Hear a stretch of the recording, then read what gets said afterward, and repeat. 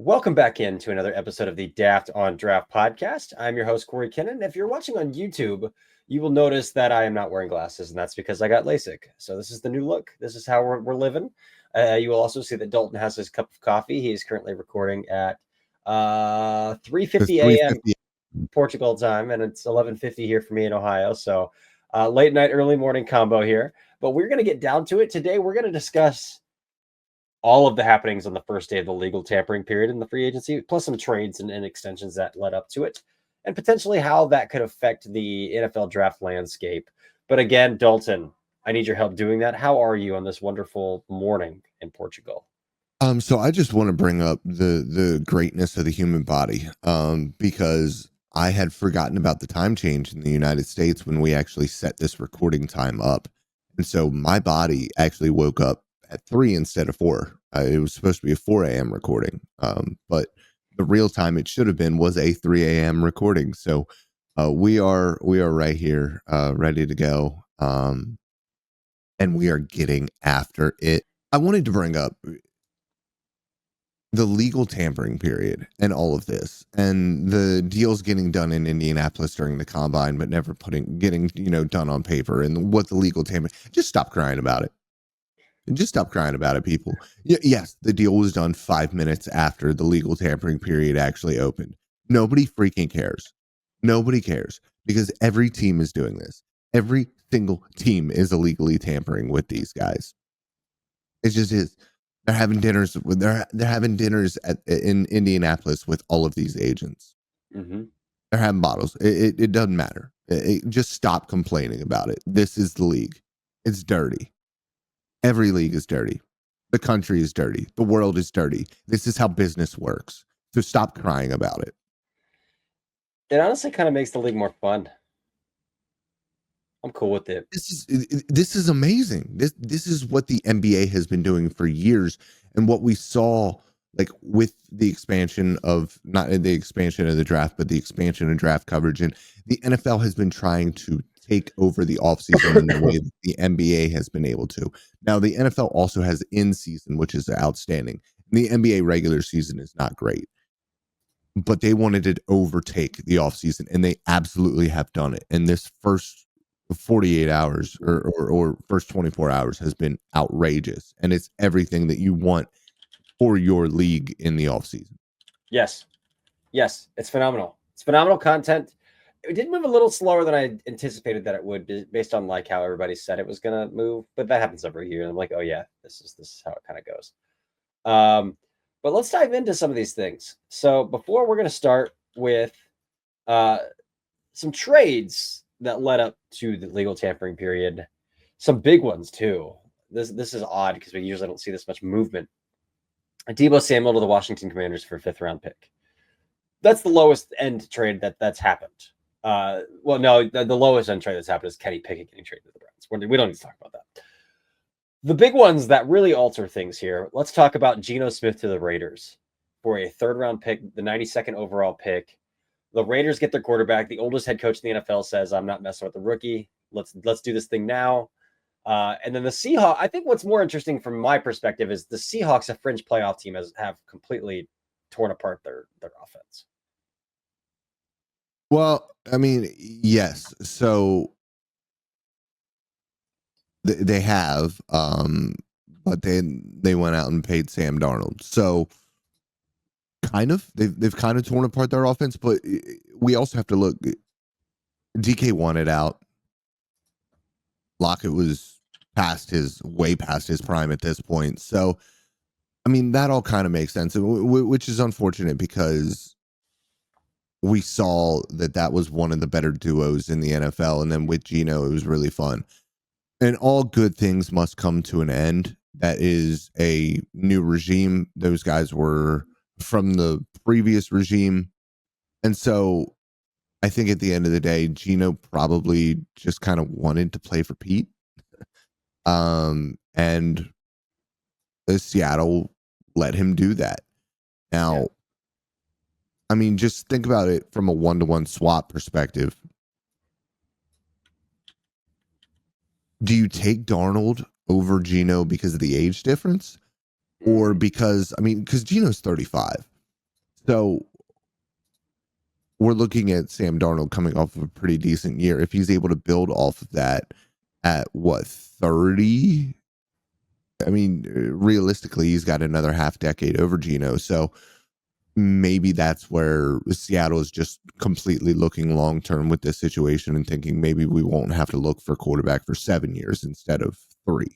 Yeah, I think it's hard because I'm not sure I see a single thing that like I just finished charting both these guys, uh, and their accuracy profiles, their route trees, all that kind of stuff for reception perception, and it's hard for me to make a good case that the Seahawks got better at the quarterback position. Um, Mm-hmm. and I understand it, and they built the safeguard into Darnold's contract, giving him 3 out of 100. With only 55 guaranteed. So, I mean, if they do have to cut bait after 1 year, it's 11 million dead this year, or the 2076 and 2027. That's pennies in terms of NFL talk of dead money. Which is what they did with Geno too. That Geno contract that they did a couple of years ago was fantastic as well. It's what the Bucs did with Baker Mayfield too, and the Bucs aren't going to have to cut Baker Mayfield because he's playing really well. But like, it's the same kind of structure where they build in that big red button if they need to press it. But yeah, I mean, that changes things because we were talking about Darnold potentially going to the Titans. We were talking about Darnold doing all these other things, and so the Raiders and the Seahawks both in the blink of an eye. It's like as soon as Geno was traded, like Diana Rossini was tweeting, "Well, look out for Darnold to go to the Seahawks." Like, yeah, almost instantly, like just wild. The last trade to talk about with the Seahawks, then we talked about a little bit, is DK Metcalf to the Steelers for the 2nd round pick. Well, I want to bring up real quick. This is Ashton J&T at number 6, right? If it's feeling that way, but would we be shocked if they still drafted Shedeur Sanders and sat him behind Geno Smith for a year? I mean, we're talking about just reading the Shedeur Sanders tea leaves, kind of like I think he might legitimately slip. Yeah, I think he might too. I mean, I put out a tweet, and it's more fun than it is realistic and plausible. But I was like, they should draft Tyler Warren and just build their entire offense out of 12 personnel. That would be fun too. But that's a really good Jancy spot, I think, as well. That makes a lot of sense. I think Chicago now is a good Jancy spot too. After they went out and they signed a center and traded for 2 guards, like I think that's a good Chicago spot. Chicago might be the floor for Jancy now. Might be. Metcalf, man, 2nd round pick today. I mean, what a Pittsburgh Steelers wide receiver. Yeah, they're just like is 6'3", 230, like rocked out of his mind, kind of an asshole on the field. Like that is a perfect Pittsburgh Steelers wide receiver. It's everything that they dream of. And I'm really excited for that fit. It'll be interesting to see who's playing quarterback for them. But still unsolved, rumored but unsolved. That locker room. Who would you rather have? I mean, at this point, Rodgers. Than Russ?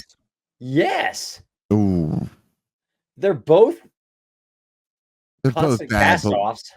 They're both bad, but one is an asshole. I mean, Russ has reportedly been a bad teammate everywhere he's been. Like, his teammates legitimately don't like him. Well, it's just because he's a weirdo, but I mean, he is weird, but like, it's better than the circus of Aaron Rodgers. Yeah, you got to deal with Joe. You got to deal with Pat McAfee every week. I mean, that's fair, but like, you also want to. He's a complete sideshow.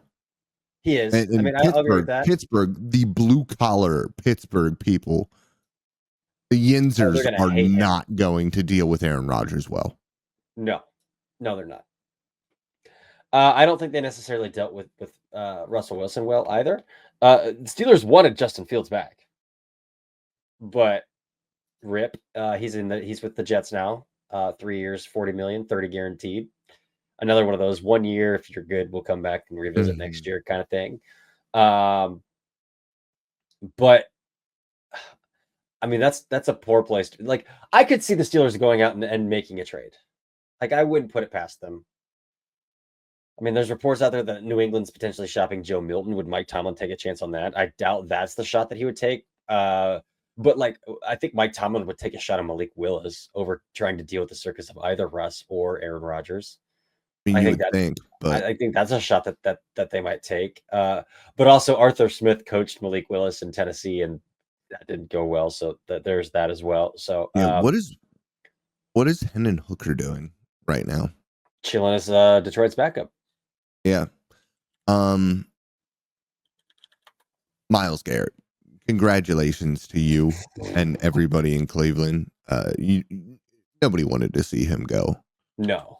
Nobody wanted to see him go, except for Cowboys fans who had dreams of the Arlington kid coming home.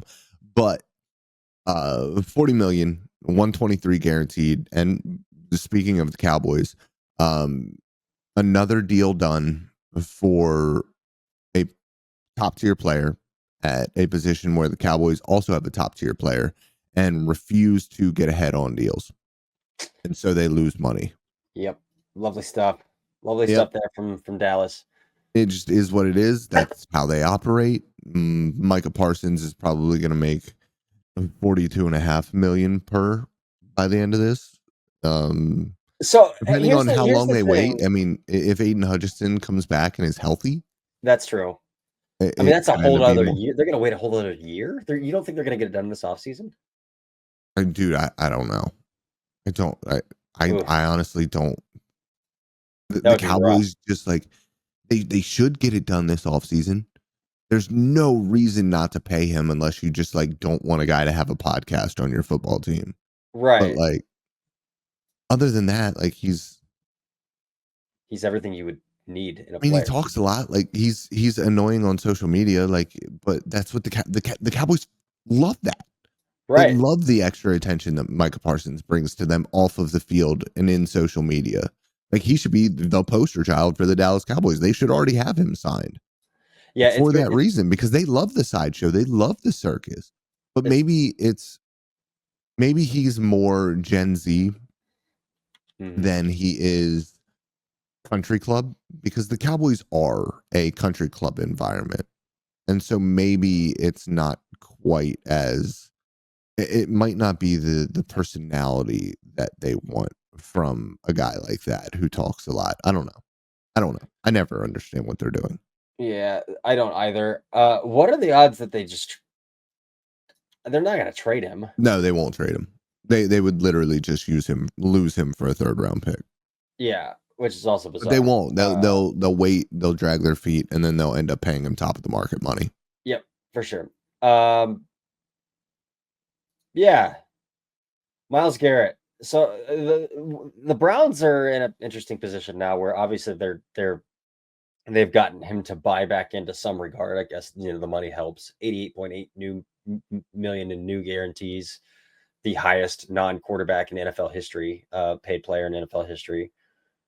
That helps, but like the Browns still have to field a competitive roster, or we're going to be right back here in 2 years. We're going to be right back here in a year. And no moves today. And I don't think that's unexpected that the Browns didn't make any moves today, because I mean, we're seeing bad tackles get $20 million a year. Like they're not going to engage in that market. You could say what you want about the Browns front office, but they're very analytically driven and they're very well thought out. I think what we will see is we'll see some guys they'll be in the market of the guys of like, who were we in the market on 2 years ago? Those guys didn't work out with their current teams. They got cut. They're back on the market. We can get them for a discount price. I think that's where we'll see the Browns start to feast maybe a little bit, is those mid-tier players like a Javon Hargrave, who they were in on when he signed with San Francisco 2 years ago, just got cut. A Draymond Jones, they were in on him 2 years ago when he went to Seattle. It was between the 49ers and the Browns for Hargraves. It was between the Seahawks and the Browns for Jones. I think those are the kind of players that we might see them circle back on. But I think they trust their youth a lot as well. Like, I think they could circle back on Zadarius Smith too, because I know Zadarius Smith has a good relationship with the Browns, and I know the Browns have a really good relationship with Zadarius Smith, who was just cut by the Lions, even though they just traded him. And I know Zadarius appreciates that the Browns traded him to a competitor when they were not one this past season. So like, there's a lot of love between those two sides, but I think they trust their youth a lot. Isaiah McGuire at defensive end played extremely well last year. They have Alex Wright also at defensive end coming back from injury. Mike Hall at defensive tackle, if he can stay on the field. Some things like that. I think they trust some youth, and they're moving on from some vets. But I will be interested to see how they piece this thing together. I don't think they're done at the quarterback position after just trading for Kenny Pickett. I think we could see a high end but volatile passer traded for as well, plus potentially drafting another high end / toolsy guy that might take a little bit of work. Yeah. They got to find a quarterback though, and they need to do it on the cheap to get out of this situation that they put themselves in. But yeah, the next deal we should talk about is Najee to the Chargers. Ooh, We'll go down the list, running back down through. I love this fit. Yeah, it makes a ton of sense. So I don't love Najee as a back. No. But if there's one situation I think that he could really pop off and thrive in, it's this one. He just has no juice, man. He doesn't. And elite, like so Najee is a really important talking point for us as an NFL draft community. Really good football player, like legitimately great football player. I really liked his tape coming out. But if you don't have the requisite juice to create explosive plays, doesn't matter how well-rounded you are. Cam Scatterbo, kind of looking at you here. Now, Cam has probably better contact balance than Najee, but like we saw contact balance from Najee in college too. So, like at the end of the day, was like hurdling dudes in college too. Yeah, at the end of the day, this is a league where explosiveness is the great equalizer. I don't think, like not many people would have said, and Jahmyr Gibbs was a really good back at Alabama, but like just talking about the skill of a running back, I don't think many people would have said he's a better running back than Najee Harris. But he runs a 4.35, and Najee runs a 4.6. Like at the end of the day, if you can outrun the person in front of you, if you can make that person in front of you miss and beat him to the corner,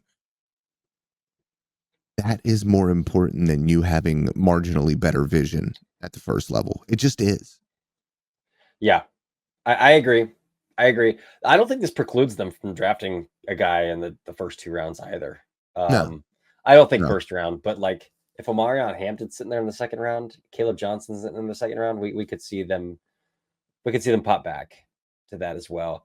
That was really the only big running back that came off the board in free agency. We had some re-signs, but that's about the only back that came off the board for decent money. Wide receiver. I mean, Aaron Jones getting re-signed for $10 million a year again, but yeah, it just seems like a lot. I don't know how much was guaranteed. I didn't see that, but a lot of money. Wide receivers. Wide receiver was awesome. A couple of really solid vets, man, dude. Devontae to the Rams is a lot of fun. I know he's a stat patter at this point, kind of a little bit, but to the Rams, the Cup thing is happening. So at some point, and so getting a vet in there to be, I mean, at this point he is Robin. He has to be Robin because Puka. Who would have ever thought we would be talking about Puka Nacua being the 1A to Cooper Kupp or Devontae Adams? Or Devontae Adams, yeah. But that's how quickly this world works in the NFL. And Puka Nacua is legitimately that dude. So, like we talked about with Najee, I don't think this stops them from attacking wide receiver. Not at all. And especially a guy kind of a that bigger can take slot. The cup role. Yep, who can take the cup role. Xavier Restrepo. Or some that will be happening. Good options out there in a future mock draft for me. Ooh, nice. Just will. Love it. Jalen Noel, that would be fun. Oh yeah, that would be. Ooh, yeah. But that's a great signing for the Rams, who we keep discounting their competitive window, and they keep finding ways to get back within like a possession or two of the NFC Championship game. Or my hot take is that Les Snead is actually the best GM in the NFL. Ooh, don't tell AJ that; he'd kill you. I know he would. He would. I love aggression. I do. Yeah. I love aggression, and The calculation on their aggression, take them compared to the Saints and in the cap situation that both of those teams are in. Less need, and the Rams were supposed to be in cap hell. Have supposed to have been in cap hell for a long time now.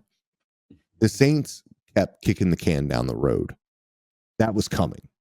There was no avoiding that one. But Les Snead and the Rams have found a way to avoid that eventual hell.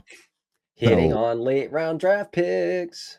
Well, yeah, that's huge. And UDFA guys, I mean, they built that defense not this past year, but the year before, off of just UDFAs. It was unbelievable how well they did. Chris Godwin back to Tampa. Just we're not really talking about re-signings, but that's the way that a career should go and end. Oh, yeah. Fantastic. Tampa does right by their dudes. Constantly does right by their dudes. Good organization. They brought Levante David back. They did the same thing to Mike Evans last year. It's like Jason Light. My hot take is that I think Jason Light might be the best team in the NFL. He's fantastic, and especially their ability. If that's why I think North Dakota State cat. I can't think of his name right now. Cody Mock? No. This year's draft. Oh, Gray Zabel. That's why I think Gray Zabel ends up in Tampa, because they just always are drafting FCS, D2, D3 offensive linemen and creating these massive, outstanding O-lines off of small school guys. Yeah. That's what they've done. You're right. Light is fantastic as well. Yeah, for sure. That Godwin move. I did hear a rumor at the combine that he might his rehab is not going quite as planned, and he might not play till October or November. But at that point, you got Godwin back. You just get Mike Evans closer to another 1,000-yard season with those first couple of weeks, just force feeding him the football. Now, and Jalen McMillan came along at the end of the season. Yeah, he did. Too, so let's talk about some not so great offensive line moves. Dan Moore to the Titans. Dude, why is it always the Titans that are the culprits in these situations, man? Or for 82. Can I talk about a lot of money? Can I talk about something about the Titans holding the number one pick, though? I think they've completely tipped their hand. They're taking Cam Ward. I think they've completely tipped their hand. They have spent their last 2 first-round picks on offensive linemen, and they just dropped $82 million, $20 million a year on a left tackle.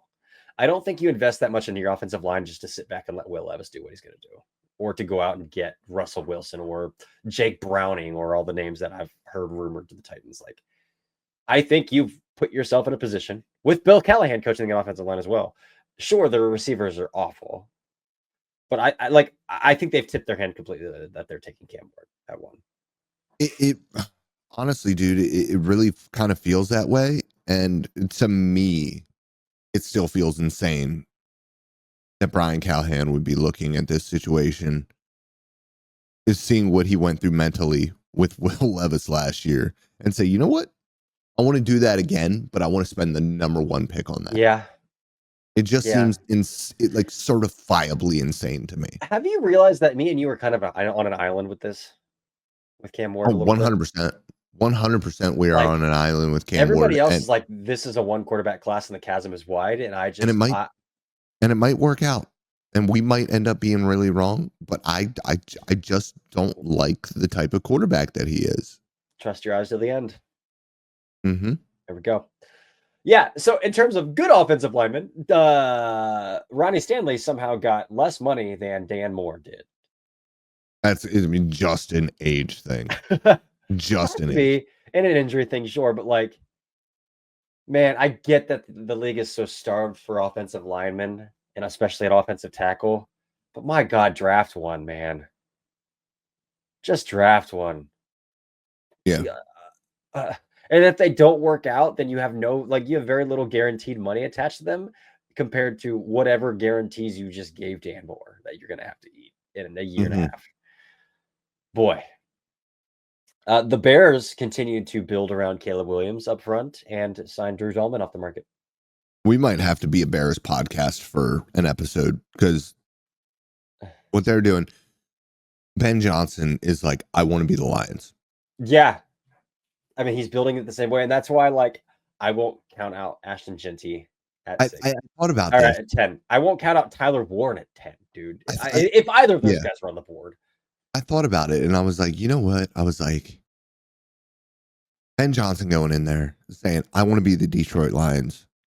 Ryan Poles being a former offensive lineman is just like, hell yeah, brother. Let's do it. Literally all of the offensive linemen run game. Let's get Yeah. this thing going. Old school football. Like, and this is why I think we need to do just like an entire like half episode on this. They're doing everything they can with what is already established there at wide receiver to say, hey, if this doesn't work out, this is because Caleb Williams can't play on schedule. Like, we're going to protect the hell out of him. We're going to give him all the weapons in the world. This will be the great example of if you can't work in structure, you're just not going to survive at the NFL. It doesn't matter how freaking talented you are. Yep. My biggest pet peeve at the quarterback position, man. Like, and we've talked about it, but like the pendulum swung in probably 2022, where even in 2021, we're like, oh, you have to be able to throw off platform, you have to have the arm angles, you have to have the arm talent. And to an extent, I agree with that, but like we really came a long way since 2021 on quarterbacks who couldn't get the ball out on time. Justin Fields, even though how much I love Justin Fields and how accurate I charted as Justin Fields as. And you can be as flashy as you want outside of structure, but if you can't run simple mesh or if you can't run 3x1 flood and throw the ball in time, Zach Wilson. It doesn't matter at the NFL level because you're not outrunning insurance salesmen at the NFL level. Yep. So that's just where I'm with quarterback play. And that's what I'll always be with quarterback. And that just goes back to us and Cam Ward.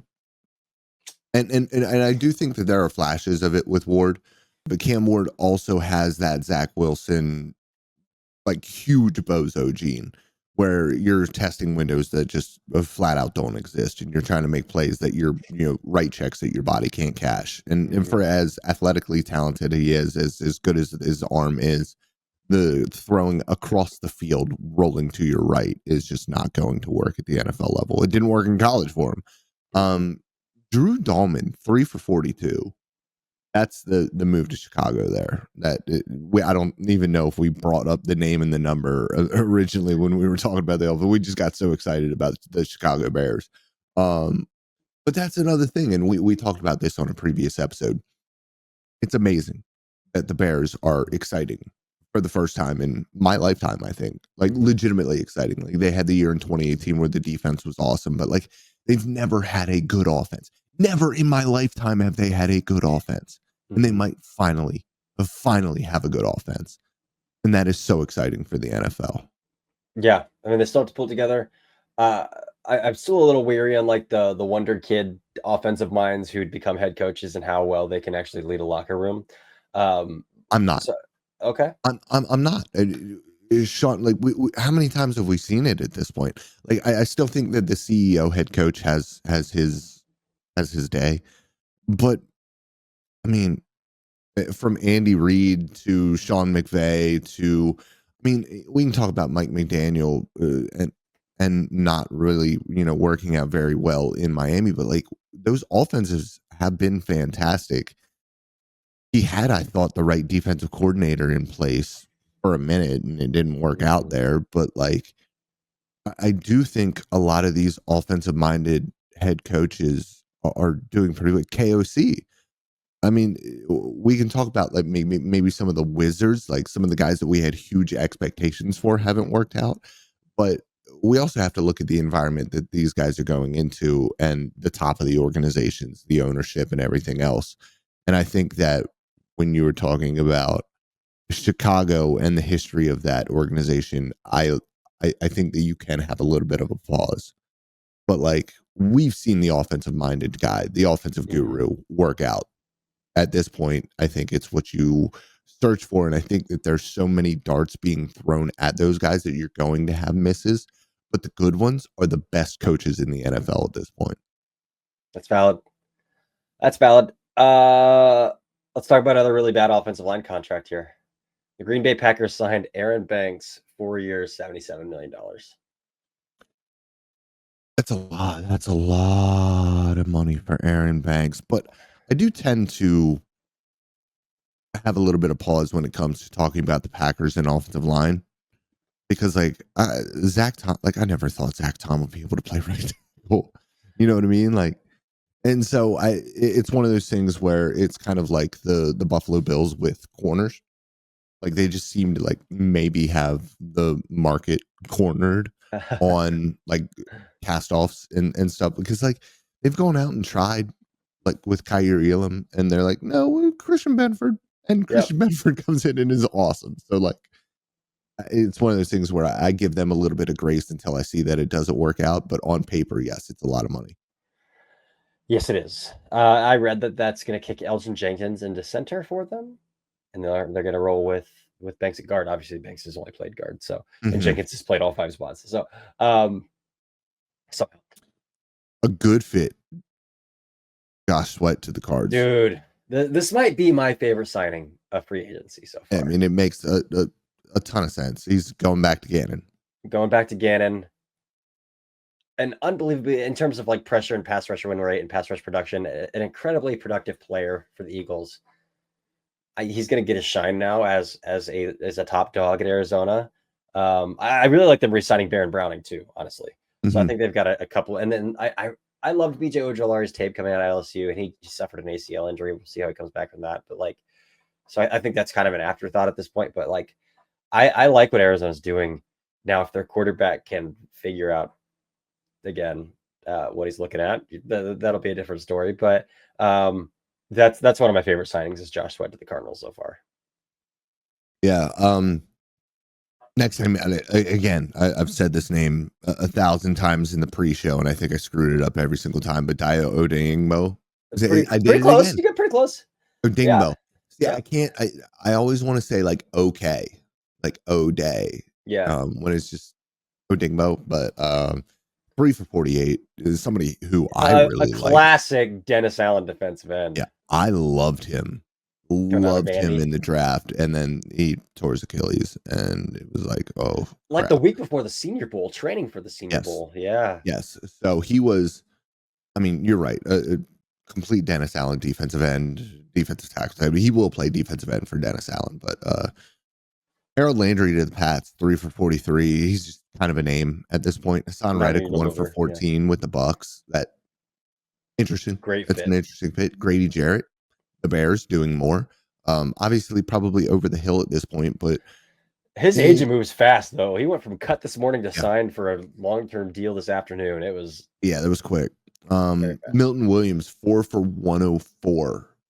Big-ish money, but young player with a ton of upside. And the Patriots defense overall, I mean, if they structure it the way that they have, you know, dating back to the Bill Belichick days, Milton Williams is that kind of shooter that they really like on the defensive line. So it makes a lot of sense.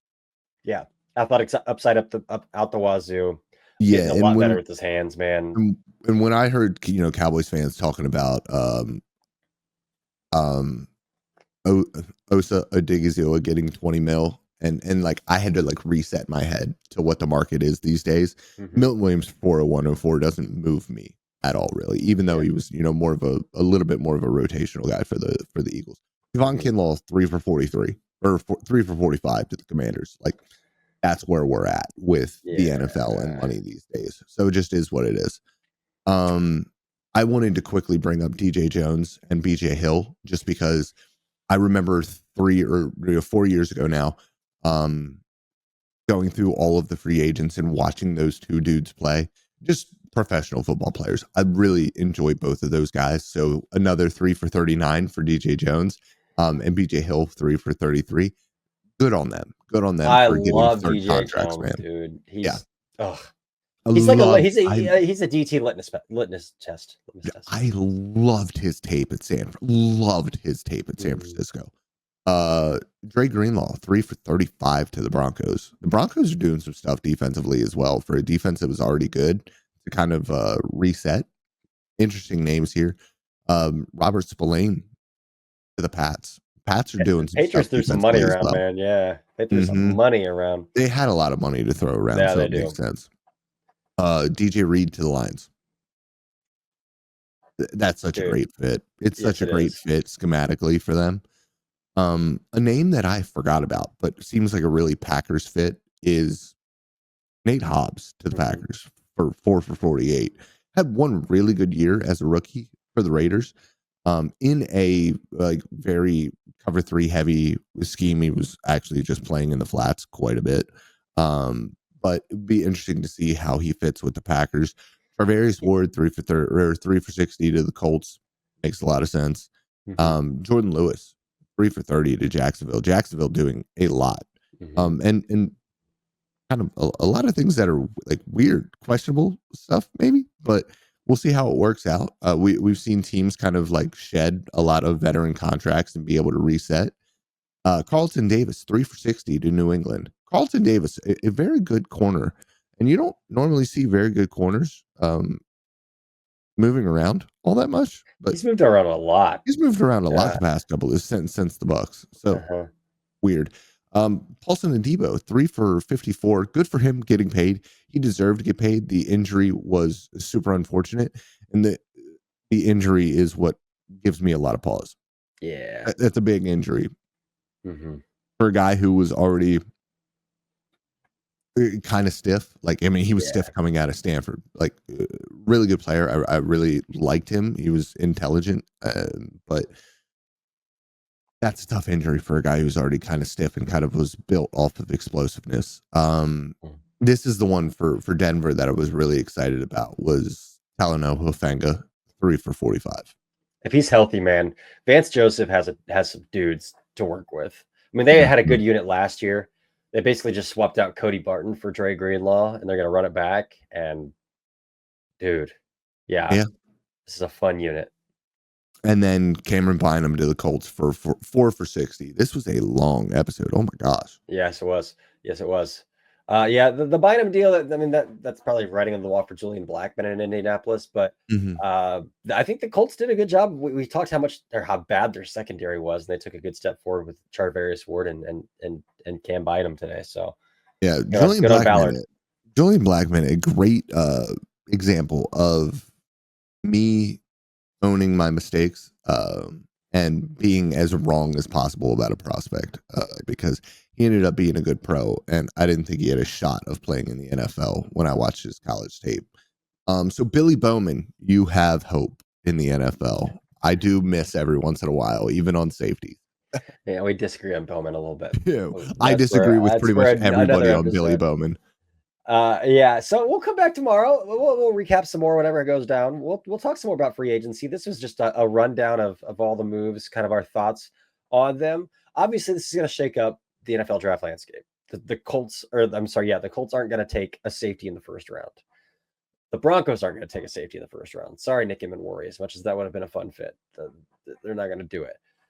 So we have some things to flesh out here a little bit moving forward. So um, we'll talk through some of those things. We've got our whole week planned out, so we're good to go. But this has been another episode, a long episode of the Daft on Draft podcast.